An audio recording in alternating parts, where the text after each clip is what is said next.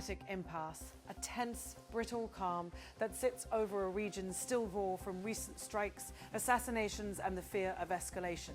Two competing narratives are being offered to the world, one that sees mutual deterrence keeping a fragile peace, the other that warns the balance is tilting toward entrenched militaries and the pain is being borne by ordinary people.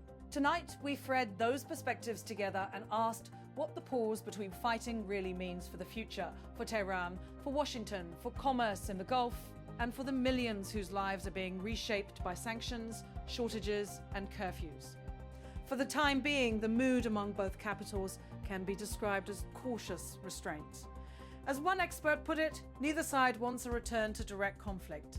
That restraint, however, is not the same as rapprochement. It is strategic hedging an uneasy standoff where both sides signal they are prepared to resume fighting if they believe doing so. Would bring advantage, the result is a stalemate. Shipping channels interrupted, oil markets jittery, domestic economies strained, and political actors inside each country consolidating power in the shadow of conflict. The United States, grappling with domestic political pressures and economic ripple effects, has shown how costly even a limited confrontation can be. Energy markets have tightened. Consumers feel it at the pump. Policymakers feel it in public opinion. On the other side, Iran, battered by sanctions, targeted strikes, and a painful political transition after the assassination of the country's longtime supreme leader on February 28, 2026, has also found incentives to avoid full-scale war. That fatal blow and the shockwaves it sent through Tehran's corridors of power did not produce a simple collapse. Instead, it forced a rapid reshuffling of authority and, in the eyes of some inside Iran's security apparatus, a rallying of forces that see benefit in holding a hard well for conflict. One analyst framed that dynamic bluntly. The IRGC has actually done very well out of this conflict. It's managed to consolidate its power over the clerical wing of the Iranian establishment and the political wing of the Iranian establishment as well. This is a vital observation. The Islamic Revolutionary Guard Corps is no ordinary military force. It functions in many respects like a shadow state, with business interests, social institutions, and networks that stretch into the economy. In a prolonged security posture, the IRGC and similar entities can grow stronger, even as the broader population grows poorer. That is the paradox. From an elite and institutional perspective, conflict can become a mechanism of survival and influence. From the view of ordinary citizens, conflict is deprivation. By several accounts, Iran's economy was already under severe pressure before the most recent round of strikes and blockades. Widespread protests, internet shutdowns, and the interruption of sea almost have deepened those strains. One commentator put it in stark terms: it is ordinary Iranians that will keep paying that price. These are not abstract consequences.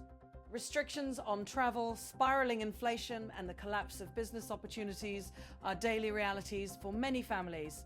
Even when parts of the state, or parts of the economy, adapt by finding new trading partners and creative ways to skirt sanctions, the overall cost tends to fall on consumers, small businesses, and the middle class. That reality has produced two competing responses inside Iran. On the one hand, many state actors and conservative constituencies have rallied around the narrative of resistance, framing their posture as necessary to defend sovereignty and to respond to foreign aggression. On the other hand, dissident movements, economic protesters, and young Iranians who see their futures shrinking have pushed back. The result is a compressed political space where the two sides jostle for legitimacy and control.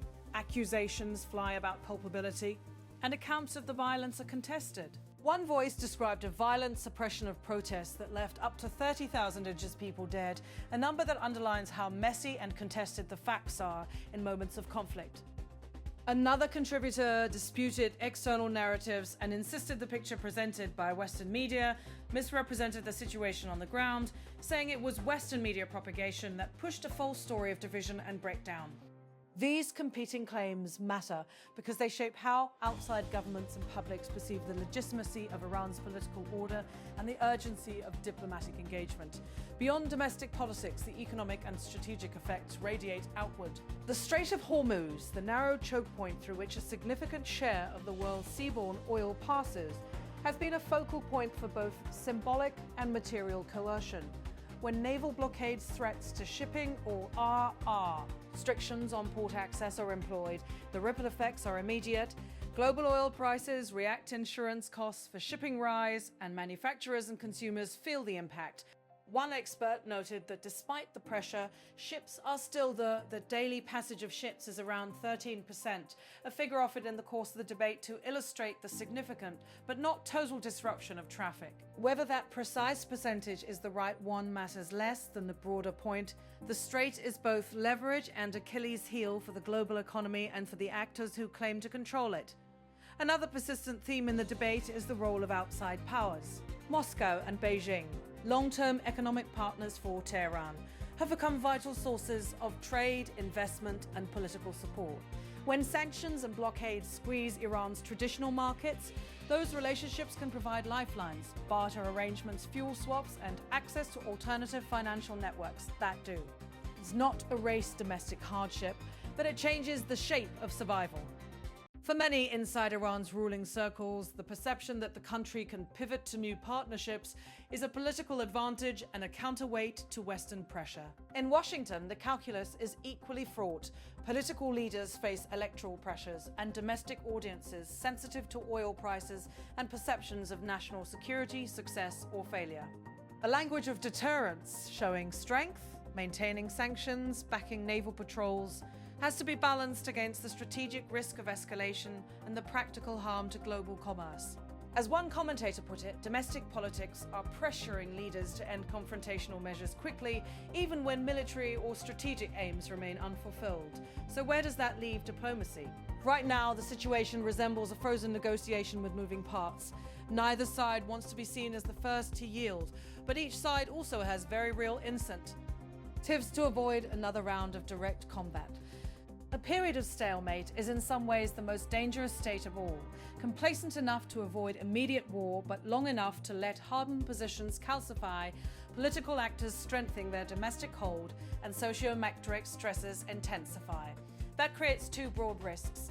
First, the longer the stalemate holds, the more the influence of hardline institutions, particularly those that benefit from a security-first approach, will grow. Second, the longer ordinary people endure economic and social pressure, the more likely public unrest will flare in unpredictable ways. That combination can produce sudden, destabilizing escalations that were never intended by the leaders who allowed the impasse to persist. What are the realistic pathways forward? There are no easy answers, but several options suggest themselves. One is the traditional, if difficult, route of negotiated de-escalation tied to verifiable concessions, staged relief of economic pressure in exchange for demonstrable changes in behavior at sea and in proxy battlefields. This would require careful verification mechanisms and credible third-party monitoring. A tall order in an environment of deep mistrust, but not impossible if both sides fear the consequences of renewed fighting. A second pathway is incremental. Confidence-building measures that focus on specific practical problems. Reopening humanitarian channels, ensuring unimpeded passage for commercial shipping under joint oversight.